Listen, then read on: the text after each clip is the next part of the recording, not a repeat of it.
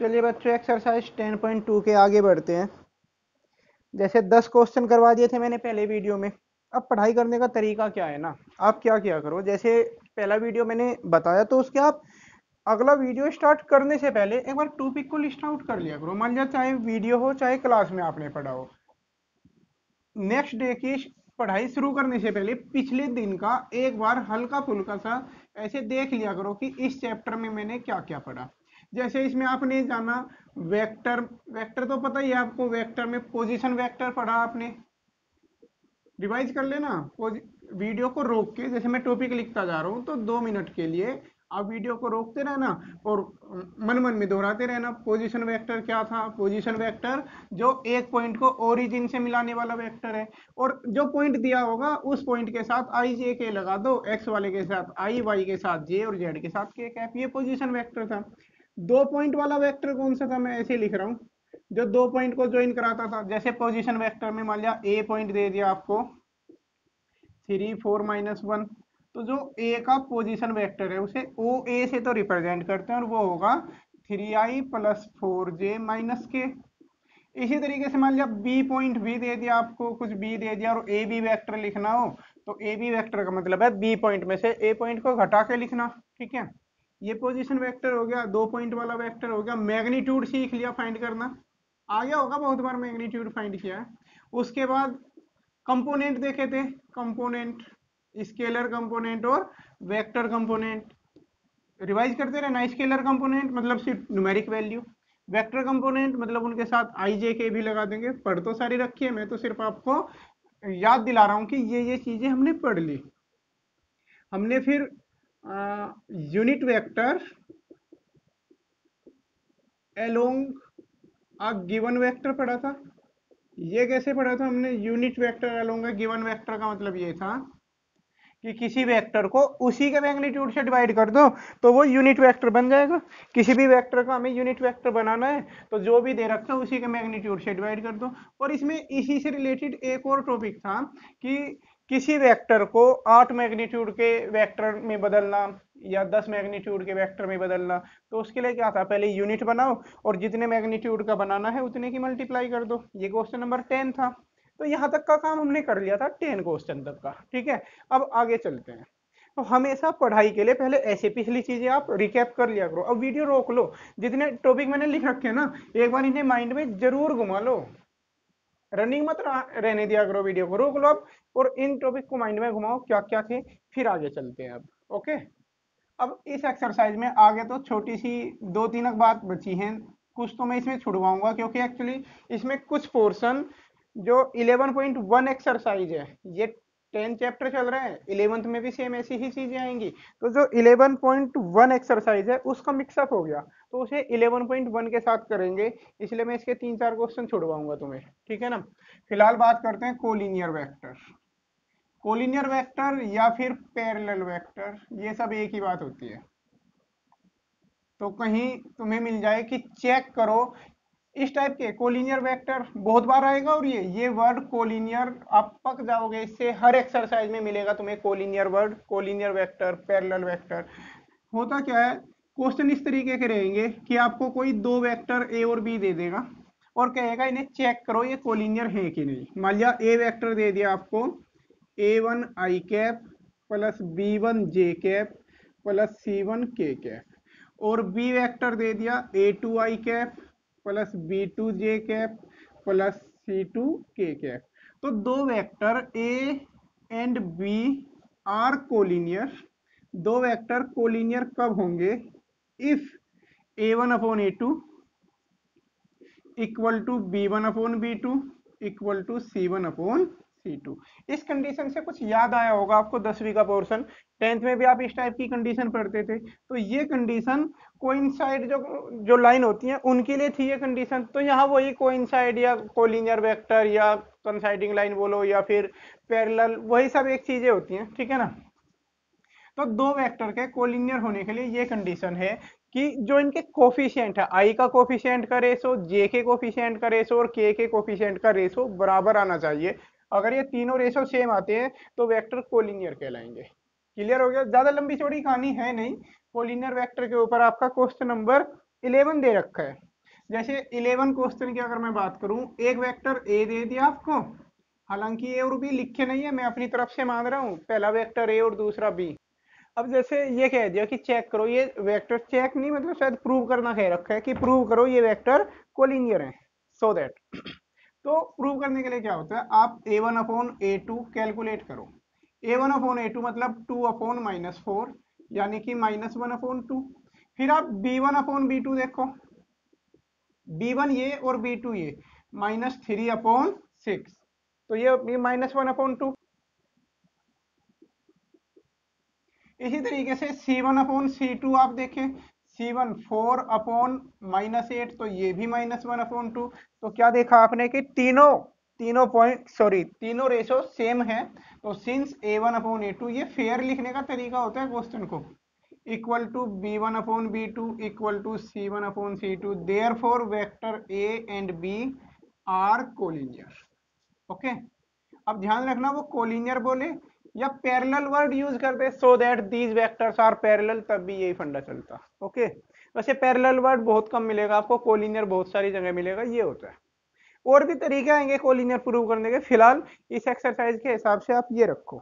Okay, ठीक है। अब इसमें ये जैसे 12वां क्वेश्चन हो गया, 13वां हो गया, ये डायरेक्शन कोसाइन एक वर्ड लिखा हुआ है, तो इनकी बात कर रहा हूं मैं। ये एक्सरसाइज 11.1 का कंसेप्ट है, वहां आप इसे पूरी डिटेल में पढ़ोगे, अभी आपको इतना समझ में आएगा नहीं, इसलिए मैं लिख देता हूं कि क्वेश्चन नंबर 11 12 सॉरी 11 नहीं 12 13, क्वेश्चन नंबर 12 13 और ये आपका 14, ये तीन क्वेश्चन आप ड्रॉप कर दें।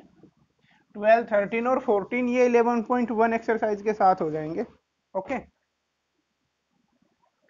तो जो नेक्स्ट कंसेप्ट है वो सेक्शन फॉर्मूले का है।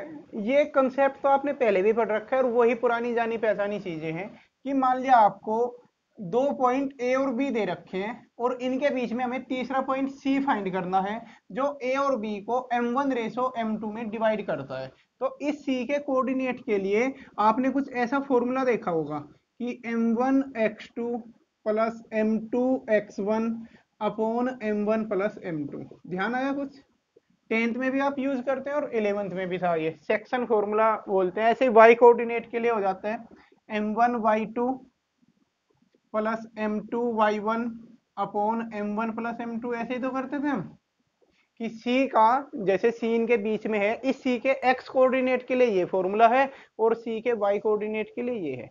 बिल्कुल सेम यही कंसेप्ट यहाँ पर फिर रिपीट हुआ है कि इस बार बस क्या कह दिया कि अगर दो पॉइंट के पोजीशन वेक्टर, दो पॉइंट A और B के पोजीशन वेक्टर स्मॉल a और स्मॉल b ले लेता हूं मैं, ध्यान से समझना, A और B के पोजीशन वेक्टर मतलब इन्हें ओरिजिन से मिलाने वाले वेक्टर, ऐसे, ठीक है ना। ये वेक्टर ए से रिप्रेजेंट कर दिया और बी पॉइंट को वेक्टर बी से रिप्रेजेंट कर दिया। ओके, तो सी पॉइंट का जो पोजीशन वेक्टर होता है उसका फॉर्मूला बस ये दो ना आकर कुछ इस तरीके से आ जाएगा। सी पॉइंट का जो फॉर्मूला आएगा ओ सी वेक्टर के लिए, ठीक है, मैं सी से रिप्रेजेंट कर देता हूं इसके पोजीशन वेक्टर को सी वेक्टर से, ठीक है।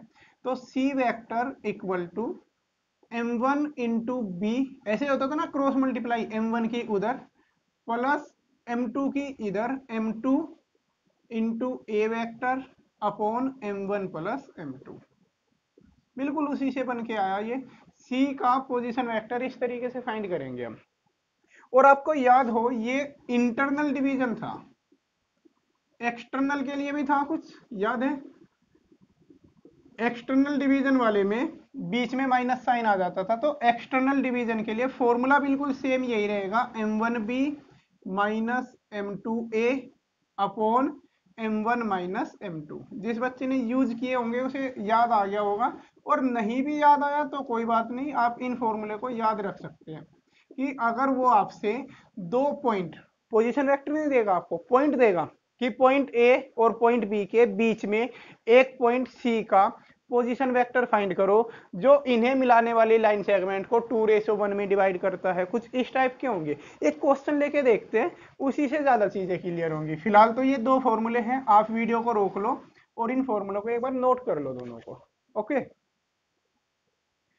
चलिए खैर, अब बोर्ड पर एक क्वेश्चन लिखा हुआ है, ये आपकी बुक का 15 क्वेश्चन है। Find the position vector of R which divides the line joining point P and Q whose position vector are this and this.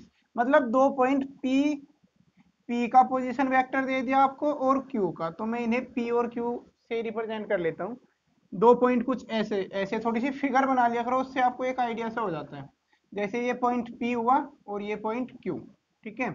P का पोजीशन वेक्टर दे रखा है आई कैप प्लस 2 जे कैप माइनस के cap, ठीक है। Q का position vector दे रखा है आपको -i प्लस जे प्लस के, ओके। ये दो पोजीशन वेक्टर दे रखे हैं। अब यहां पर हमें इसके बीच में इसने कहा एक पोजीशन वेक्टर फाइंड करो पॉइंट आर का।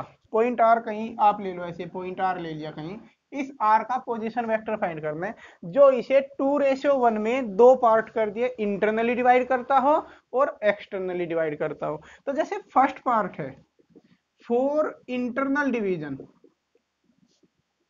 इंटरनल डिवीजन, तो इंटरनल डिवीजन के लिए क्या होगा, ये आपको रेशो दे रखा है 2:1, ऐसे हमने रेशो लिख लिया यहाँ पर। तो फॉर्मूला लिख देते हैं इंटरनल डिवीजन के लिए। इस आर वेक्टर का फॉर्मूला हो जाएगा 2 multiply Q plus 1 multiply P upon 2 plus 1। ऐसे ही तो होगा, देखो फॉर्मूले के अकॉर्डिंग। बस ध्यान रखना क्रॉस मल्टीप्लाई हो जाती है, m1 इंटू इधर वाला m2 इंटू इधर वाला, वही है। 2 की मल्टीप्लाई क्यू वेक्टर के साथ, 1 की मल्टीप्लाई पी के साथ अपॉन 2 प्लस 1। वैल्यू तो आप लिख ही दोगे। 2q कितना हो जाएगा -2i cap plus 2j cap plus 2k cap plus P vector ये हो जाएगा i प्लस 2j माइनस के और अपॉन 3 हो जाएगा, 2 प्लस 1 3 हो जाएगा।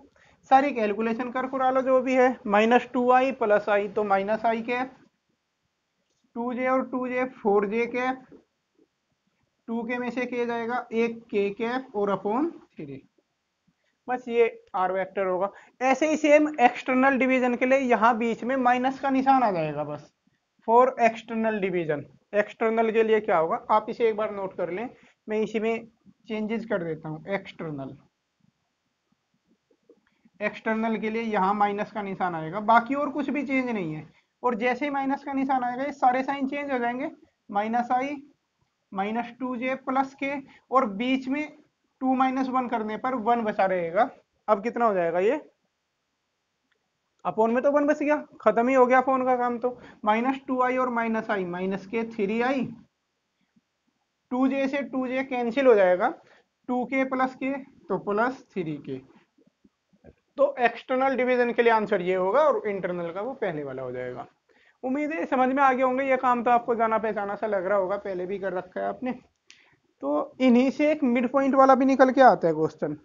जैसे 16 में ना मिड पॉइंट पूछा है, तो मैं बता दूं, अगर ये सी के रेशियो ना देके वो कह दे find the mid point of A B, तो मिड पॉइंट की स्थिति में मिड पॉइंट का जो पोजीशन वेक्टर होता है ना, बस वो बिल्कुल आसान है कि a प्लस बी अपॉन 2 कर देंगे मिड पॉइंट के लिए।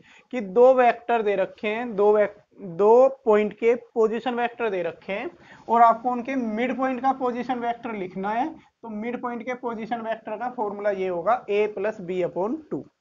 एक क्वेश्चन 16 दे रखा है मिड पॉइंट वाला, इसे देख लेते हैं। तो क्वेश्चन नंबर 16 में लिखा हुआ है find the position vector of mid point of vector joining these 2 point. तो मिड पॉइंट का तुम्हें लिखना है पोजीशन वेक्टर, तो उसके लिए पहले P का पोजीशन वेक्टर लिख लो और Q का लिख लो। P कितना हो जाएगा 2i plus 3j plus 4k, और जी Q का पोजीशन वेक्टर होगा 4i plus j minus 2k। ये P और Q हुए। अब हमें इनके मिड पॉइंट का लिखना है, तो मिड पॉइंट का पोजीशन वेक्टर लिख दो, ऐसे पूरी लैंग्वेज लिख लिया करो। Position vector of mid point of P and Q, ऐसे पूरी लैंग्वेज से लिख दिया करो। Position vector of mid point of P and Q क्या होगा, वो vector P plus Q upon 2। दोनों को ऐड कर दो, 4 और 2 6, 6i, 3 और प्लस 1 3 और 1 4 जे कैप और जी 4 माइनस 2 प्लस 2 के कैप अपॉन 2। अब देख सकते हो 2 कॉमन आके कैंसिल हो जाएगा, ऊपर 2 कॉमन आ रहा है, कॉमन आके कैंसिल कर दो, 3i प्लस 2j प्लस के रह जाएगा। तो क्लियर हो गया, मिड पॉइंट का पोजीशन वेक्टर फाइंड कर लोगे। चलिए ठीक है, तो ये क्वेश्चन नंबर 17 बहुत अच्छा यूज है पोजीशन वेक्टर से, जो हम वो 2 पॉइंट को मिलाने वाला वेक्टर बनाते थे उनके ऊपर है। मैं एक बार क्वेश्चन समझा दूं। लिखा हुआ है कि 3 पॉइंट ए बी सी के ये पोजीशन वेक्टर दे रखे हैं। ए का पोजीशन वेक्टर ए, बी का बी और सी का सी। इस तरीके से है कुल मिलाकर कि मान लिया एक ट्रायंगल बनाया हमने ए बी सी से। एक आइडिया ले लेते हैं, सपोज ये पॉइंट ए, ये बी, ये सी। अभी एक आइडियल या हो सकते हैं यहाँ पर बी हो, यहाँ पर सी हो, इस तरीके से एक ट्रायंगल बना हुआ है और इसने पॉइंट ए बी और सी।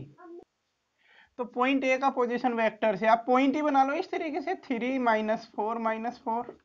ठीक है, बी का पोजीशन वेक्टर ये दे रखा है, इससे पॉइंट बना लिया 2 माइनस 1 1। यहाँ से आई जे के हटा के पॉइंट से, जैसे पॉइंट से पोजीशन वेक्टर बनाते हैं, पोजीशन वेक्टर से पॉइंट भी तो लिख सकते हो वापस। ऐसे ही सी वाला ये था, सिर्फ कोफिशिएंट लिख लो, आई का 1, जे का -3 और के का -5। ये सी पॉइंट बन गया। अब हमें इस ट्रायंगल को हमें राइट एंगल ट्रायंगल प्रूव करना है। तो इस ट्रायंगल को राइट एंगल ट्रायंगल प्रूव करने के लिए, किसी भी ट्रायंगल को राइट एंगल ट्रायंगल प्रूव कैसे करते हो आप? पाइथागोरस थ्योरम का यूज करके। तो आप इसमें पाइथागोरस थ्योरम का यूज करें। तो उसके लिए पाइथागोरस थ्योरम के लिए आपको AC साइड फाइंड करनी होगी। देखो AC फाइंड करने के लिए एक तो आपके पास फॉर्मूला होता है डिस्टेंस वाला, लेकिन क्योंकि ये चैप्टर वेक्टर चला हुआ है तो तरीका क्या होगा, मान लिया आपको AB, BC और AC ये साइड फाइंड करनी है। AB फाइंड करनी है आपको, BC साइड फाइंड करनी है और BC फाइंड करनी है और जी AC। 3 साइड फाइंड करनी। तो हम क्या करेंगे, पहले ए बी वेक्टर फाइंड कर लेंगे। मान लिया हमने ए बी वेक्टर लिखा। ए बी वेक्टर कैसा लिखा जाएगा, बी पॉइंट में से ए पॉइंट को घटा के। भाई ऐसे तो लिखते हैं हम। ए बी वेक्टर कैसे लिखोगे, बी में से ए घटाकर, बी में से ए घटा के लिख दो। 2 माइनस 3 होगा माइनस के 1 आई कैप, -1 प्लस 4 होगा 3 जे कैप और जी 1 प्लस 4 हो जाएगा 5 के कैप। ये आपने ए बी वेक्टर लिखा। ऐसे लगे हाथ बी सी भी लिख लेते हैं, सी में से बी को घटा के, सी में से बी घटा के लिखोगे माइनस के आई कैप और जी -2 जे कैप और इसमें से इसे घटाओगे -6 के कैप। ए सी वेक्टर, ए सी मतलब सी में से ए घटाना है। 1 माइनस 3 माइनस के 2 आई कैप, -3 प्लस 4 प्लस के 1 जे कैप, -5 प्लस 4 माइनस के कैप। अच्छा इसमें मैं आपको एक बात और क्लियर कर दूं, यहाँ ए सी लिखो या सी ए लिखो सब एक ही बात होती है। कोई कहने लगे जी ए सी निकाला हम तो सी ए निकालेंगे, आप सी ए फाइंड कर लो। क्योंकि जब हमें ए बी की लेंथ हमें पता करनी है तो ए बी साइड की लेंथ का मतलब है ए बी वेक्टर का मैग्नीट्यूड। किसी भी वेक्टर का मैग्नीट्यूड उसकी लेंथ होती है, ये बात मैंने बताई थी। तो जैसे तुम्हें ए बी वेक्टर ये है इतना, इसकी अगर लेंथ पता करनी है तो आप ए बी का मैग्नीट्यूड फाइंड कर लो। ए बी का मैग्नीट्यूड कितना आएगा, ए बी वेक्टर ये बना हुआ है, इसका मैग्नीट्यूड होगा 1 प्लस 9 प्लस 25, तो √35 आ जाएगा। ये ए बी की लेंथ हो गई है। अब BC की लेंथ का मतलब है BC वेक्टर का मैग्नीट्यूड। अब तुम एक बात देखो, यहां पर मान लिया BC का निकालो आप मैग्नीट्यूड या CB का निकालो, बात तो एक ही रहेगी। आप इस लाइन को इधर से इधर नापो या इधर से इधर नापो, बात तो सेम है ना। तो इसलिए कहा था मैंने BC लिखो या CB लिखो, AC लिखो या CA लिखो, एक ही बात पड़ेगी। क्योंकि मैग्नीट्यूड लेने पर तो लेंथ ही मेजर होनी है और लेंथ इधर से नापो या उधर से सेम आएगी। करके भी देख सकते हो आप, CB का मैग्नीट्यूड निकालोगे वो भी इतना ही आएगा जितना अभी आएगा ये BC का। 1 प्लस 4 प्लस 36, ये भी हो जाएगा आपका √41। ठीक है, AC का मैग्नीट्यूड देखते हैं। AC होगा ये वाला 4 प्लस 1 प्लस 1, तो ये √6 हो जाएगा। अब पाइथागोरस थ्योरम ये कहती है, पाइथागोरस थ्योरम कि जो लॉन्गेस्ट साइड है उसका स्क्वायर बाकी दोनों के सम के बराबर होना चाहिए। हाइपोटेनियस का स्क्वायर बाकी दोनों के सम के बराबर होता है ना। तो यहाँ पर लॉन्गेस्ट साइड तो ये है, तो बी सी के का स्क्वायर यानी 41, कितना हो जाएगा, √41 का स्क्वायर करोगे तो 41 रह जाएगा, इक्वल टू होना चाहिए ए बी का स्क्वायर प्लस ए सी का स्क्वायर। ठीक है, ए बी यानी 35, स्क्वायर करने पर अंडर रूट खत्म हो जाएगा ना, +6, तो ये भी 41 आ रहा है। तो इसका मतलब B C square equal to A B square plus A C square. Therefore आप ऐसे भी लिख सकते हो, जरूरी नहीं है ऐसे ही मोडुलस करके लिखो, B C square equal to A B square plus A C square. इसका मतलब क्या हुआ, बी सी हाइपोटेनियस हुई, और बी सी अगर हाइपोटेनियस है, इसके सामने वाला ये एंगल 90 आना है, मतलब ए पर 90 आना है, ए वाला। तो ये ट्रायंगल आप, ये खाली आपको समझाने के लिए लिखा था, एंगल 90 डिग्री का यहाँ पर बनना है एक्चुअली ए पर। ठीक है ना, ए पर 90 होगा, ये हाइपोटेनियस होगी और ये अदर साइड हो जाएगी। ओके, ठीक है।